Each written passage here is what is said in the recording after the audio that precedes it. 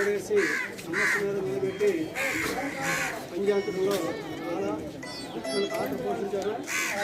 అదే క్రమంలో మొన్నను చనిపోయిన రోజు రాష్ట్ర వ్యాప్త సంఘం పిలుపుల మేరకు అన్న కూడా సంతకం చేసి అందరినీ కూడా పురుగొచ్చి ఎంఆర్ఓకి వెళ్ళి నిర్వహణలో కూడా చెప్పడం జరిగింది.